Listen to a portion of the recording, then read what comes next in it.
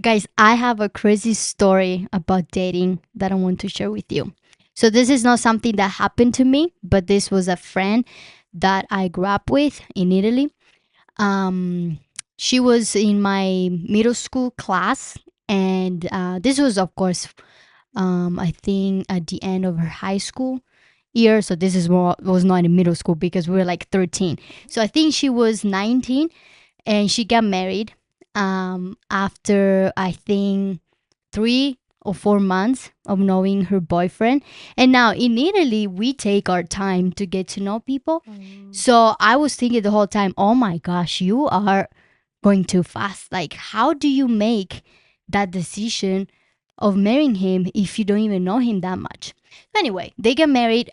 She got pregnant, I think, after 4 months. A marriage? Yes. Wow. And then after 3 months, so it's pretty much 7 months, Okay. they got divorced. Ooh. And she was, What? yeah, and she was still pregnant, of course.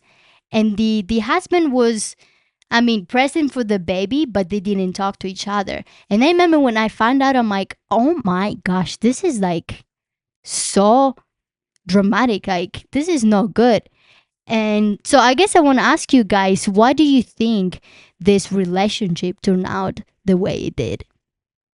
Well, I'm sure there's a lot of factors, but I think a big one was the amount of time that they knew each other before actually being married.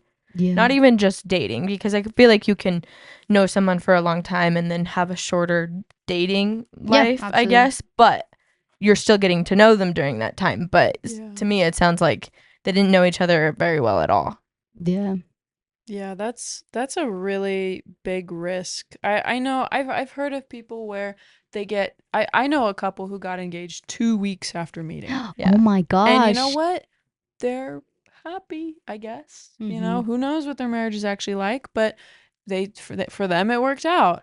And I I think yes, that does happen, but a lot of the time it doesn't go that way. Yeah, So absolutely. I don't really get why people would choose to put themselves at risk by not knowing who they're actually marrying. Yeah, because I yeah. mean, if you don't know who you marry, if you didn't spend enough time getting to know the person you marry, of course, like if you have, if you're having some issues or like some problems within your marriage, of course you're gonna run away because Mhm. you think, okay, why should I stay? I don't know this guy.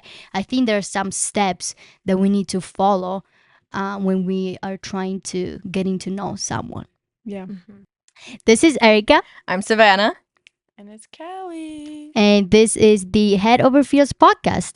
And today we are going to talk about dating and how to build long lasting relationships. Mm. This is dating. It's rough out there. Yeah. So, before we get into it, I just want to talk a little bit about like what will be kind of the coverage of our podcast today. We'll be referencing a lot from How to Avoid Falling in Love with a Jerk by Doctor John Van Epp. This is such a good book. It's got a funny title, but basically, John Van Epp has kind of he's created this model. It's called the relationship attachment model, or the RAM as we might refer to it. But there's essentially like 5 different levels of the RAM: know, trust, rely, commit, and touch. And so it's kind of, think of it kind of like a soundboard with know, trust, rely, commit, touch. And what an ideal situation is in dating is having know the highest out of all 5 levels, and each level after it just a little bit lower than the other. So you shouldn't trust someone more than you know them. You shouldn't rely on them more than you trust them. You shouldn't commit to them more than you rely, and you shouldn't touch more than you commit to them, if that makes sense. So it'll kind of go like this, with no being up here and trust down here, if that makes sense. And so, kind of to Erica's example, we hear story after story about dating horror experiences and just bad dating overall. And from this quick overview of the RAM, I think we can see that many of these bad experiences could be lessened or even just completely eradicated, if you will, Yeah. if people were to live more closely to the ideas of the RAM. So I wanted to start with the first slider, the no slider, and talk about it in the context of today's dating, Mm. which means dating apps, everyone's Yeah. favorite torture device. And what's interesting, so I did some research, and I found this really interesting quote. I'm not going to read the whole thing because a lot of it is like, they're using big words, and so I'd rather just say it in a way that makes more sense. They talked about how the relationship is not considered real unless the communication moves from the dating app to something else, like Instagram or like Messenger, WhatsApp, just something different.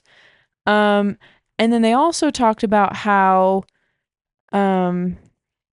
there's priority given to the communicational act or the match rather than the exchange itself, the meeting, which essentially what they're saying is there's more that can go wrong when you match up with someone because nothing could happen after that. And that it fizzles out, you're done, whatever. If that goes right, then the rest can go right.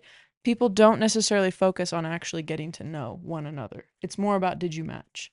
And I think it's so unfortunate because I feel like that's kind of backwards. We really should be focusing more on getting to know people in whatever context we know them in. I personally met my husband in a class, and so I got to see him interact with other students. We for that class we did a lot of group work, and so I was with him a lot. And if I had not been able to see him just as a normal person doing everyday things, and I'd only seen him as, oh, we matched on Tinder, we matched on whatever, I would not understand him the way that I do now because I knew him as a genuine person in real life. And that's something with the no slider is it's really one of the most important because it's usually what you do first. You learn about someone, right? When you're on a first date, you're asking questions. You're, what's your background? How's your family? Like you want to get you want to get like sort of the emotional landscape of the person. Like, what is this person like? What do they like to do? What's their personality? And I think in some ways we've sort of skipped that step in a lot of dating apps. A lot of it's based on what they look like, which, what, that's a first impression. Like, I don't think that's necessarily bad to see someone and think, oh, they're cute. That's normal. But it's the only impression. Yeah. And so we're making often wild assumptions about people based on how they look. Yeah. And so when we're on dating apps, Yes. and you can't get to know, they may have a bio saying I like to watch this TV show or I enjoy going hiking or whatever, but you don't know anything about that person without actually meeting them and having a conversation with them. Yeah. And everything they've put on that app is what they've decided they want you to know. Yeah. Their pictures, there's probably filters, or they're trying to take it from their best angle, like they're which we should all try to show, put our best foot forward. Like, that's not necessarily bad in dating, but I think there's just a lot of lying or just there's I feel like it's very hard to catfish someone in real life. Like, the lies will unravel. You at some point the facade you are putting forward will fall apart. But online there's a lot more ways to lie, which I think if you're gonna base your relationship on something, right, no being that first step, you want it to be real. You don't want someone to lie. You don't want to start with a lie. And I think with dating apps, one of the biggest problem you mentioned at the beginning, the RAM model has 5 levels in touch. is one of them, if not the last one. And the thing with these dating apps, touch becomes kind of the first one That's kind of because the point of some yeah, of the they dating apps. text Yeah. you sometimes. I'm not saying it's always the case, but you know, they text you and say, "Oh, do you want a kiss? You know, do you want to make out?" And that's pretty much the first date sometimes. So the It's reason fueling why, hookup culture. yeah, the reason why you meet up. So it's messed up. Yeah, for sure. For sure. And I think another important principle to remember, you said at the beginning, you can't trust more than you know. You can rely more than you trust, more than you can commit more than you rely. I think it's very important to understand how you trust someone. Trust is not something that, you know, it's created out of nothing. I like how John Van Epp describes trust because he says that when we are meeting someone, we bring our own ideas. We bring even our past experiences. And in his textbook, actually, he mentions 3 stereotypes that we bring when we meet new people. He said the first one is, it's called actually stereotypes. So this is more like a database that you use as you meeting someone. So the first database is our stereotypes. This is pretty much ways that our partner or the person that we are getting to know, it's similar to our fixed opinions. The second one is our associations. So this is pretty much ways that the person, again, or partner reminds us of someone else. And then our ideals. That's the last one. It's pretty much ways that our partner fits our ideal hopes or opinions or standards. So I think it's important, you know, to remember in dating, when you get to know someone, your idea of this person, it's biased at the beginning. So if you're trusting them too much, then the whole like attachment model is pretty much messed up, and it's not gonna be a happy, sometimes it's not, okay, a happy ending. And I think it's important to realize that you cannot trust something that you don't know or someone that you don't know. So that's why it's important to know more than you trust. Well, and I remember when I learned more about this model, we talked about the instances where you do trust someone more than you know. And like when you go to like a doctor's office and you have to, you know, have some very personal examination happen. It's kind of weird. It's not comfortable. And it would probably be more so if we knew more about the person. Of course, it doesn't really make sense for that in the healthcare system. But why would you essentially trust your, you know, your spouse or your dating partner, you know, whoever you're going on dates with, like a doctor without knowing them? They're not your doctor. They're the person you're trying to have a relationship with. Like, this isn't someone that you go in for checkups and just, well, they know what they're talking about. I don't know where they live, but they know everything about my body. No, that's weird. Do not have a relationship like that with somebody. Not a dating partner. That's just weird. A thought kind of came to my head. Because I feel like trust and rely can be synonymous. So what do you guys think is really the difference between the two? That's a great question. I was gonna ask this question. It's hard. I think for me, I see it as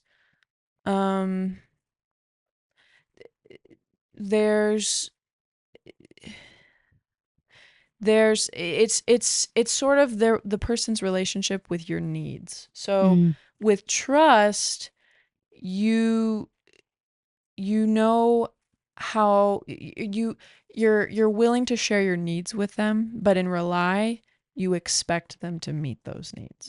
That's what I would say. Is you're with trust, you're becoming vulnerable, but in rely, you have to be, because that's the weight you've put on the relationship. Like I did not expect my husband to do nearly the same amount of things for me when we were dating as we are married now. Like, it's just different, you know. There's just more of an obligation with rely than trust, I think. Yeah, because rely is kind of at the end, you know, it's right before commit. So I think, like you said, rely is expecting, you know, in even if you're still dating, I think you should expect, you know, the person you're dating to, I don't know, respect you, like Yeah. physically and also emotionally, or even you expect to be in a safe place. And then once you get married, of course, your expectations are different. But I think the main difference is that you trust them, you're vulnerable with them, and then you rely on them, um, because you rely on the fact that they're meeting your needs. Mm-hmm. Someone in a class a couple weeks ago, we were talking about this, and what she said kind of stuck with me. Basically, she was like, trust is faith in another person, and rely is trust in action, if that makes sense. Love that. And so I can trust you, and so I have faith in you, but I'm not relying on you until I'm actually putting that trust into your hands, if that makes sense. Yeah. I don't know. Yeah. I thought that was kind of interesting. Like trust is something you do, but rely is something like you're relying on something they do. Yeah, and maybe it's kind of something you do together. You know what I mean? Yeah. When you rely on somebody. Yeah. Yeah. And that reminded me of, you rely, as you said, that it's faith in action. I love this expression because relying on someone is acting on the trust, and that requires sacrifices. Sometimes, it's not easy to put your spouse's needs or wants before yours. And there's a quote I want to read from the book because I think it kind of sums up this whole point.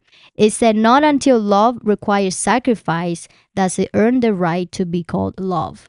And I think it's very important for people that are dating, they're married, to remember that relationships, require sacrifices. And it's kind of what we were talking last episode with the reason why we need to build relationships is because we want to have a good support system. And we mentioned there was a research made where people live longer because of the relationships. And if you don't have healthy relationships, you're not going to experience the same benefit. So I think it's very important in dating to realize that, wow, we are building long lasting relationship that will affect my health. Yeah. I think it's also important to note that we don't necessarily want or should put our trust or reliance on anybody and everybody. People, there are certain people in our lives who should have that. I think it's a privilege to have my trust. You know what I mean? To have something that like is like you have to earn it. Like it's not just like right. Right. And you earn it through my knowledge of you. You know what I mean? Going back to know. If I don't know someone, if I don't know someone deeply, and I don't need to know everything about them, but if I know their character and I've known them long enough to see them in different situations and in different scenarios to see how they react to different like stresses or whatever, if I don't see those things, I can't truly know that my trust will be taken care of, and my reliance in them is fitting or correct, if that makes sense. Well, and so you were saying something about like how you see them in the different contexts that you see them, that like builds up your knowledge bank of them, and that actually that reminded me of the John Van Epp has a concept of like scripts, relationship scripts, and it's this idea that people will act in different ways depending on the context of the situation. And the more you know about those scripts and the more scripts you see, the better of an idea you have of that person. And I remember we were just about to get engaged and I got in a fight with my mom, and my husband was in the kitchen, my mom and I were in another room, and I kind of thought like, this is interesting. Like it's like I'm not necessarily embarrassed by this because he needs to see this. This is an important part of myself that, my mom and I struggle sometimes. We gotta talk things out, and it ended up being kind of a hard conversation, but it ended well. And I kind of told, my husband, I met up with him after and was like, you know what, that was hard, but we're both learning. And I think it means more if someone's willing to commit to you when they've seen you at your worst. When they know what they're getting into and they said, you know what, that's fine. I can handle that. Yeah. I can't handle I that. think that's why it's important to take your time to get to know Yeah. the person that you're dating. Yeah. You guys heard of the 90 days rules, the 90 days rule, Yeah. where the first 3 months it's all great, that's amazing. Oh my gosh, she's the love of my life. Called the honeymoon. Yeah, the honeymoon phase. phase, and then Yeah. after 3 months, that's when maybe some personality traits Start appearing. You kind of yeah. you Mhm. get like more comfortable. Yeah, Yeah. and I keep thinking, if you make a decision before those 3 months, that could be a dangerous, because then once you get engaged before 3 months, then you're kind of you have to do this. You have to get married because you're engaged now. Families probably are involved, so I think it needs to be a very careful process Yeah. when you Mhm. get to know someone. Yeah. Mhm. Don't rush. Yeah. There's no reason to rush. Right. And I don't think 90 days specifically is necessarily a hard and fast rule. Yeah. Right. Like at But- midnight there's a flip switch. Right, Yeah. Right. Yeah. like, No, not at yeah, all. yeah. But I think that that's a good amount of time to be able to kind of cultivate a relationship and to get to know someone more. And that's actually something that Van Epp talks about in his book. The idea of time talk and togetherness. And so to cultivate like a good and solid relationship, you have to spend time with each other across a certain amount of time. Mm-hmm. Again, not necessarily the 90 days, but it's over a period of time. You're talking with one another, sharing experiences with one another, getting to know each other, and you're doing things together. And that is an effective way to build a healthy relationship with Yeah. one another. So kind of moving into the last two aspects of the RAM, commit and touch. I was reading this article about the idea of, or they did a study on people who were involved in friends with benefits relationships. So I'll just share that really quick. Those who wanted their friends with benefits relationship to transition into a romantic relationship were very unlikely to have obtained the relationship type they desired. Interesting. And Yeah. okay, I'll be honest. I don't know because I didn't read this one, but I feel like it was probably the women who wanted Yeah. it to progress, and the men who were like, "No, this is just for fun." Yeah. Like, sorry, I don't feel that way about you. And you guys can correct me if I'm wrong, but I'm pretty sure that women only want women want the romance before the sex. Mm-hmm. Yeah. Right? Like women need to feel connection Yeah. in order to want sex. Men feel connected once they've had sex. Yeah. And so there's kind of a tricky relationship there with commitment and touch, because you need to be more committed than touching. You're right. That's like with the sliders. Mhm. So and it's understandable that it's hard to follow that, because a lot of what people are saying in the world, or cultural things, hookup culture, one night stands, whatever, all of that is saying the exact opposite. So I understand why a lot of people would say, well, what's wrong with having some fun? What's wrong with having some benefits? But it really doesn't make sense if you want to build a long-term relationship. And like the study's saying, if you think that it's going to become more, right now we're just kind of using each other, but it'll become something good. Sounds like it's unlikely. Yeah, to I was do like, that. better luck next time, man. Like that's not happening. Mm-hmm. Yeah. And I'll admit that I have seen cases, or I've heard of people talking about where, well, I don't want it to become more. I'm okay with it just being sex. Yeah. I don't think that necessarily promotes healthy, like a healthy point of view about Yeah. sex. Absolutely. Sex Because or people. yeah, just using one another, it doesn't Yes, seem very Yeah. polite, for No, lack it's of a better not. word. It's not. Yeah. Yeah, it just doesn't seem like respecting one another, even if Yeah. you're both doing Yeah. it. You Oh, know? yeah. Absolutely. I don't know. And so I just going along with this even more, using one another sexually kept people from being able to establish long-lasting relationships with one another. or committed relationships, Yeah. because boundaries, roles, intentions were not totally established or understood, if that makes Yeah. sense. And Yeah. so to your point, I can't quite remember if the article specifically says Like that one gender it was over women another. more Yeah. than men who wanted the Yeah, relationship to become that's just more observational. right. But yeah. I think it could be likely. I can't remember if it states it or Mhm. or what it states, but the idea is that um because of the nature of the relationship, it being only sex, people were not able to establish a relationship beyond that. Yeah. Yeah. Yeah. And I don't know. I just think sex is an important aspect of our lives, Mhm. but I don't think it should be everything. Yeah.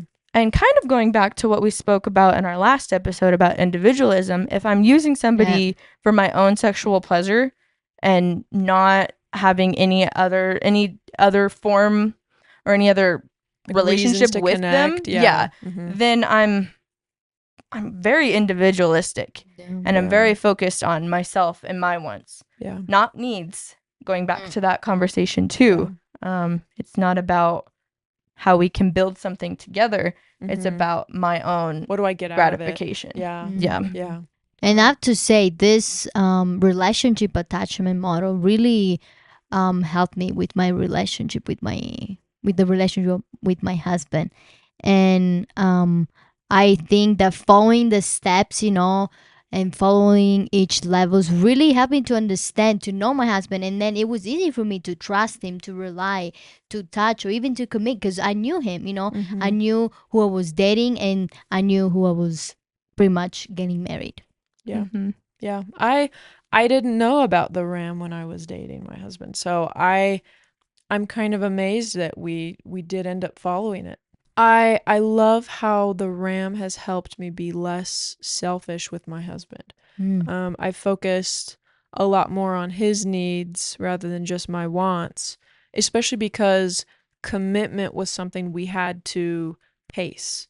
It's not the first thing you go into for like it's logical, right? Like Yeah. why would you put your heart and soul into this person that you've known for 5 days? Like that's just like Yeah. it's relationships, when they're done right, when they're done in healthy ways, will kind of fall into place. And I think the RAM does a great job of putting words to that process. It's kind of an abstract thought. But I like that it's organized, and I think the fact that we followed it inadvertently worked out really well for us. Um, I think like I said earlier, commitment means so much more when you know what you're getting into and you've seen the best and the worst of the person, and you are still interested. You still want them. Mm-hmm. I think that's what makes it special. So, yeah, I remember talking to, because we were dating when I was learning about the concept, and I was like, "Do you think we're doing this?" Like, I would talk about the sliders, "Hey, do you think we trust each other?" And I wish we had been a little bit more intentional at that point, but we've actually since taken the classes that they have, the RAM, they've applied it to marriage as well, and we've actually been able to take some classes done by my university for married couples, and so we really like the principles that were taught there, and so we are still trying to apply the RAM. Super useful, and even for married people, which is actually great, because that's what our next segment is about. Our next episode. Yeah. Oh, yes. Yeah. Next episode. We're going to talk about if divorce is really as rampant as we think. A lot of people are saying, I don't have faith in marriage, 50-50. You're telling me that my marriage is it's a coin flip of whether or not it's going to work. And so join us next time to find out if that is true. Thanks for listening to this episode of Head Over Feels. If you want more resources or information, check out our Instagram and website. Both links in the description of this video. Thanks.